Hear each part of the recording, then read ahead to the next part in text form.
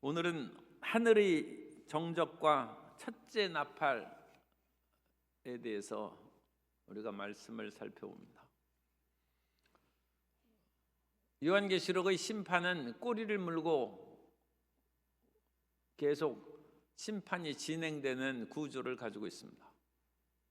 그래서 마치 불꽃놀이 할 때 6개의 그런 불꽃이 탁탁 터졌어요. 그런데 마지막 7번째 불꽃은 쫙 하늘로 올라가더니 계속 올라가서 잠시 고요해지는 것이죠. 그러더니 그 7째 불이 팍 터지면서 다시 7개의 그런 불꽃으로 확 나타나는 것입니다.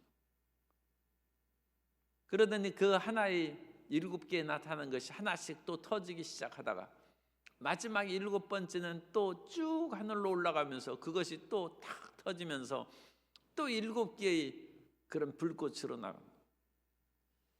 그래서 첫 번째는 봉인된 인을 떼는 거예요. 봉인된 것을 떼자 첫째 인을 떼면서 심판이 나오고 둘째 인을 떼면서 심판이 나오고, 그래서 마지막 7번째 인을 딱 떼니까 거기에서는 나팔 심판이 이제, 그래서 그 나팔이 첫째 나팔이 불고 우리가 이제 첫째 나팔까지 불었습니다. 그리고 두 번째, 세 번째, 6번째 나팔까지 심판이 진행되다가 7번째 나팔 있기 전에 잠시 막간의 또 고요함이 있고 여러 가지 다른 사건들이 진행되다가 마지막에 7 대접의 심판이 이제 시작합니다. 요한계시록의 구조가 그렇게 되어 있고, 이런 것들이 더욱 강화되고 극심해지는 하나님의 심판을 이제 표현해 주고 있습니다. 불꽃놀이 할 때 그 불꽃이 7번째 또 터져서 아름답게 하늘을 수놓으면 새로운 기대가 있는 것이죠. 그건 좋은 일이 계속 터져 나오는 거예요. 그러나 이 심판은 계속 극심하고 나쁜 것들이 더 강하게 심판으로 나타나는 그런 이제 반대의 그런 현상이 표현되고 있습니다.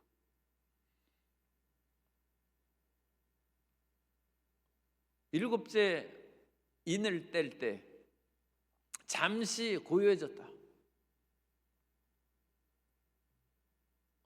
어떤 심판이나 매를 들 때 잠시 고요해진다는 것은 그건 준비하고 더 강하게 내리치기 위해서 잠시 숨을 고르는 것이죠. 운동 시합에서 상대방과 그와 같이 시합을 하고 그럴 때 숨을 고르고, 유도로 서로 간에 숨을 고르고 움켜쥔 후에 기술을 걸기 전에 잠시 멈칫하면서 기술을 걸고, 태권도 선수가 자기 비장의 무기를 터뜨리기 전에 그 속에서 잠시 생각을 하고 몸을 고르다가 최후의 비장의 기술로 상대방을 이제 가격하는 것입니다. 7째 인을 뗄 때 잠시 반 시간쯤 고요했다. 이 반 시간이라는 것은 짧은 시간입니다. 그래서 이 인봉 심판을 할 때 7번째는 그렇게 오랜 기간을 걸리지 않냐고 잠시 그와 같이 고요함이 있습니다. 그래서 이 고요함 다음에 어떤 사건이 이루어질 것을 사람들이 경각심을 가지고, 이때는 기대감이 아니죠. 더 크고 무서운 어떤 일이 있을지 잠시 몸과 마음을 움츠려들고 살펴보는 것입니다. 아침에 새로운 자료가 있을까 해가지고 인터넷을 보니까 비상계엄이 선포되었다. 국회에서 해제 요구가 있었고, 그리고 국무회의에서 계엄 해제를 받아들일지 결정하겠다. 거기까지 뉴스가 나왔습니다. 너무 갑작스러운 일이어서 정말 어찌 이런 일이 이 자유민주 복지국가에 이루어지고 있는지 참 놀라운 일이 아닐 수 없습니다. 그런데 오늘 새벽에 참 잘 나오셨습니다. 나라의 지도자들이 제 역할을 하는 것처럼 국민들이 받아들이지 못할 때 국민들은 탄식하는 것이죠. 그야말로 어디 가서 이걸 호소할 것인가? 남해 가서 호소할 것인지 북에 호소할 것인지, 동으로 가서 사람을 붙잡고 애원을 할 건지, 서쪽으로 가서 사람을 놓고 애원할 것인지 답답하게 그지없어요. 나라가 위태로우니까 조선 말기의 고종 황제는 아관파천이라고 해서 러시아로 도망갔어요. 우리나라에 있는 러시아의 대사관으로 도망갔어요. 의지할 데가 없어요. 아니, 나라의 지도자도 왕도 이 자기 생명과 안위를 보장할 수 없는데 1개국의 대사관으로 그와 같이 도표를 한 그런 처참한 비극적인 그런 현상을 겪다가 결국 나라가 망해버리고 말았어요. 그러나 우리 크리스찬들이 있기 때문에 이 나라는 망하지 않습니다. 우리는 동서남북이 다 가로막혀 우리가 호소할 데가 없고 해결할 그런 탁월한 지도자가 보이지 않을 때 우리는 하늘의 하나님께 부르짖어 기도하고 마지막에 그리스도 예수의 복음을 증거하기 위해서 한국교회를 선택하시고 대한민국의 경제력을 부흥하셨다는 것을 우리가 믿음으로 말미암아 하나님께서 끝까지 대한민국을 버리시지 아니하고 이 나라를 세워주실 것으로 우리는 믿고 기도하는 것입니다. 세계 20세기에 들어와서도 경제 부흥으로 마지막 선진 대국으로 들어가다가 좌초하여서 그야말로 내동댕이 쳐진 나라들이 세계 곳곳에 있습니다. 이 지구의 바로 우리나라 남쪽에도 섬나라가 그렇고 남미 여러 나라들이 순식간에 곤두박질을 쳐가지고 세계에서 가장 가난하고 세계에서 가장 무섭고, 왜냐하면 모든 사람이 총을 가지고 있어. 심지어는 마약의 갱단이 정부군과 싸워가지고 오히려 정부군을 압도하는 그런 일들까지 20세기에 21세기에도 여전히 이루어지고 있는 험악한 세계입니다. 그런 가운데 우리는 믿음을 굳게 갖고 하나님께서 참으로 이 모든 나라를 지키시고 인도하실 것을 바라고, 또 우리가 요한계시록을 하는 것은 뭡니까? 고난을 당하더라도 참 이 새벽부터 얘기합니다만 좀 믿고 죽으라는 것입니다. 안 믿고 살려고 발버둥 치지 말고 죽을지라도 믿고 죽으라는 것입니다. 어떠한 심판과 고난이 다가와도 최후의 승리가 예수 그리스도 안에 있다는 것입니다.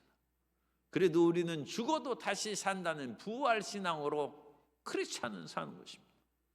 그러므로 결코 세상의 어떤 변화가 다가온다 할지라도 우리는 우리를 위하여 십자가에 못 박혀 죽으신 예수님을 믿고 그 예수님을 보내신 하나님의 사랑을 결코 변함없이 받아들이고, 우리가 육체의 모든 것은 한계가 있어서 육체의 삶이 끝날지라도 인간의 영혼은 없어지지 아니하고 영혼 불멸입니다. 영원한 하나님의 나라에서 우리가 살 것이다. 그것을 굳게 믿고 흔들리지 않는 마음으로 전진해 나아가는 저와 여러분 되시기 바랍니다. 이 믿음으로 이 나라를 지킬 것입니다. 그 믿음으로 모든 사람들을 붙잡아 두려움과 떨림과 온갖 그런 좌절 속에서 우리 크리스찬들이 용기와 힘을 줄 것입니다. 오래전에 비행기를 타고 가는데 비행기가 갑자기 롤링이 일어나가지고 막 그 곤두박질을 치서 내려가고 막. 그때 이제 저는 그래도 한 50세쯤 됐었지 않을까 싶은데, 거기에 한 젊은 청년이 내 옆에 앉아 있었는데 얼굴이 새하얗게 되더니 이거 어떻게 하면 됩니까 하면서 나한테 묻는 거예요. 그래서 이 비행기는 절대로 안 떨어진다. 종이 비행기가 바람을 타고 여러 가지 착 해가지고 종이 비행기가 착 날아가는 것처럼 비행기는 그거보다 훨씬 안전하니까 마음을 평안하게 갖고 너무 두려워하지 말라고 그렇게 위로한 적이 있습니다. 세상에 곤두박질 칠 것 같아도 믿음을 가진 사람이 있으면 사람들에게 위로가 되는 것입니다. 사실 내가 예수님 믿고 사니까, 나 지금 미국으로 성회 갔는데 절대 비행기 안 떨어지니까 청년 염려하지 말라고 그렇게 이제 얘기하고 싶었지만, 그러면 또 이상하게 생각할지 몰라서 어쨌든 비행기 절대 안 떨어지니까 안심하라고 했습니다. 세상에 어떤 그런 어렵고 힘든 일이 생기면 이러다가 아이의 가정이 풍비박산되고 회사 망하는 거 아닌가, 이 나라가 정말 망하는 거 아닌가, 그런 생각이 들 때 있어요. 그때 하나님께서 이 가정을 통하여 하시고자 하는 일을 생각합니다. 하나님께서 우리 회사를 통하여 하나님이 행하시는 일이 무엇인가 생각해보고, 하나님께서 이 나라와 백성들을 통하여 하시려는 뜻이 무엇인가. 그럼 그 일이 다 끝났는가? 그 일이 다 끝났으면 그것은 사라질 수 있습니다. 그러나 아직도 할 일이 남아있고, 하나님께서 주신 약속의 말씀이 우리의 개인적으로나 가정적으로나 회사 사업체로나 이 나라와 민족에 있다면 하나님이 보호해 주십니다. 하나님께서 절대로 그 모든 것을 흑암의 세력이나 어떤 그런 좌절의 저항 세력이 있다 할지라도 하나님의 뜻은 굳게 서고 하나님의 뜻은 이루어지는 것입니다. 그러므로 그것으로 인하여 절대로 좌절하고 낙심하고 두려워 까닭이 없어요. 하나님의 때가 끝났으면 끝나는 것입니다.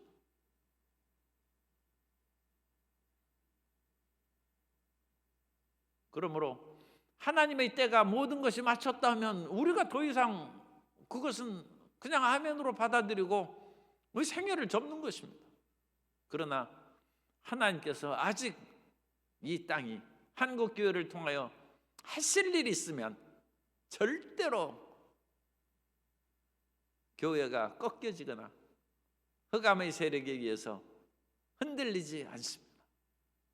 그러므로 우리는 어떤 일이 있어도 믿음을 굳게 지키고 주님의 영광을 위하여 전진하는 진실한 크리스찬, 리얼 크리스찬이 다 되시기를 주님 이름으로 축복합니다.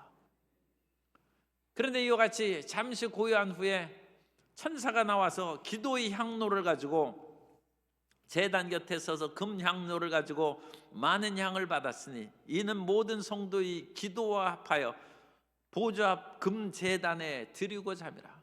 그래서 기도로 하나님 앞에 제단에 제물을 올리는데, 제단에는 제물만 바치는 것이 아니라 기도도 하나님 앞에 올린다는 것입니다. 그런데 이 금향로를 가지고 제단의 불을 담아 가지고 천사가 땅에 쏟음에 우레와 음성과 번개와 지진이 나더라. 이 우레, 음성, 번개, 지진은 하나님이 역사할 때 나타나는 현상입니다. 하나님에 대한 어무하심과 두려움을 표현한 것입니다. 하나님이 시내산에 강림할 때도 뇌성이 치고 어두움이 가득하고, 이것은 하나님에 대한 두려움을 표현합니다. 그래서 하나님이 움직이실 때 이와 같은 경외함, 두려운 그런 일들이 생긴 것입니다. 그런데 이와 같이 소돔에 하나님의 임재하심으로 말미암아 첫째 나팔의 심판이 다가오는데, 여기에서 기도의 내용을 우리가 파악할 수 있어요. 이 기도가 하나님 이 땅을 평화롭게 해 주옵소서 하는 기도가 아니라, 하나님 의로운 자를 죽이고 선한 사람을 핍박하고 하나님을 회방하고 대적하는 이 잘못된 세상을 하나님 심판하고 신원하여 주옵소서. 그 내용의 기도라는 것입니다. 그 내용의 기도를 우리가 이제 생각하시면 됩니다. 앞에서 요한계시록 6장 10절에 큰 소리로 불러 이르되, 이 순교자들의 기도입니다. 큰 소리로 불러 이르되 거룩하고 참되신 대주제여, 땅에 거하는 자들을 심판하여 우리 피를 갚아주지 아니하시기를 어느 때까지 하시려 하시나이까. 아니, 억울하게 죽인 의인들의 피값을 갚는 때가 있다. 하나님은 우리에게 평화와 안정과 화목을 주시기를 원하지만, 의인을 죽이고 죄악을 오히려 장려하는 그와 같은 사람과 나라에 대해서는 분노의 심판을 하십니다. 소돔과 고모라를 하나님께서 견디다 못해서 불과 유황으로 소돔과 고모라를 심판하신 것처럼, 7절에 보면 첫째 천사가 나팔을 부니 피 섞인 우박과 불이 나와서 땅에 쏟아지매 땅의 3분의 1이 타버리고 수목의 3분의 1도 타버리고 각종 푸른 불도 타버렸더라. 첫 번째 나팔의 심판은 자연재앙인데, 특별히 곡물과 요간 풀 초목의 심판입니다.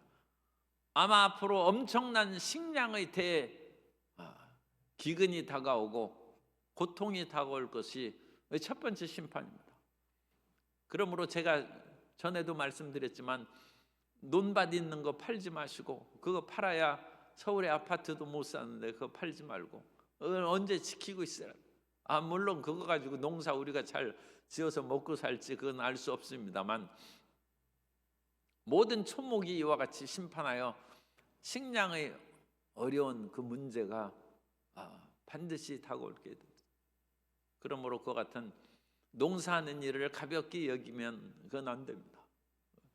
그것은 오늘날 농업의 곡물은 세계의 가장 강력한 핵무기보다 더 무서운 것은 먹는 것입니다.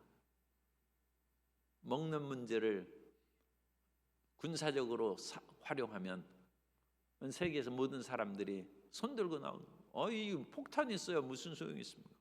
굶어 죽는 판인데.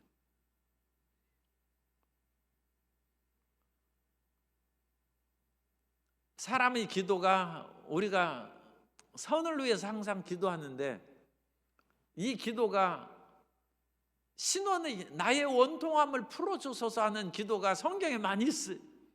불의한 재판관과 과부에서도 나의 억울한 것을, 원한을 풀어주소서 하는 원수의 그런 해결을 위한 기도. 아까 읽어드린 순교자의 기도도 의인을 죽이는 이 세상을 언제까지 그대로 두시겠습니까 하고 순교자의 기도가 나오는 것입니다. 그래서 재앙의 심판이 내릴 수 있다는 것입니다.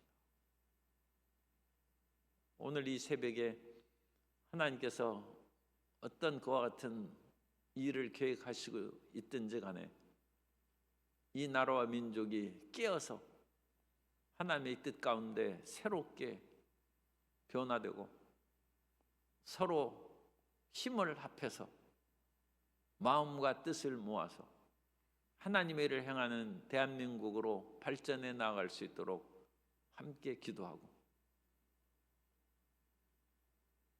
하나님의 심판과 재앙이 이 땅에 내리지 않도록 우리가 간구해야 될 줄로 믿습니다.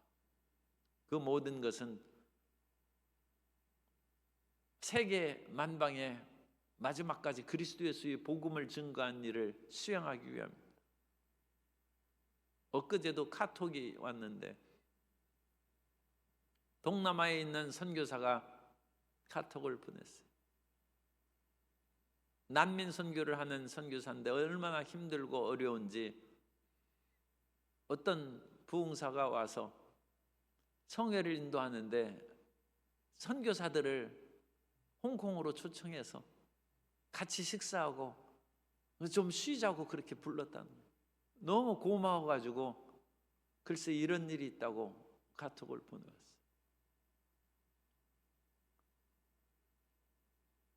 국가 경제력이 있어야 그런 일을 돕죠. 국가 경제력이 있어요. 우리가 목숨을 걸고 주의 일을 행하고 국내나 국외에서 일을 할 때에도 하루라도 좀 쉬는 때가 있어야죠. 그죠? 그래가지고 그 난민 선교하는 것이 얼마나 가치 있고 그야말로 보람된 일이라 할지라도 몸과 마음이 녹초가 됐는데 하루 홍콩에 와서 호텔에서 자고 밥 먹으라고 하니까 그게 그야말로 너무 기쁘고 감격적이라. 하나님께서 이 나라를 지키시고 돌보아 주셔서 끝까지 선교의 모든 사명을 감당할 수 있는 나라로 지키시고 세워주실 줄 믿습니다. 그 일을 위하여 심판이 이 땅에서 지나가고 은혜의 역사가 있게 해달라고 우리 힘을 합하여 기도해야 될 줄로 믿습니다.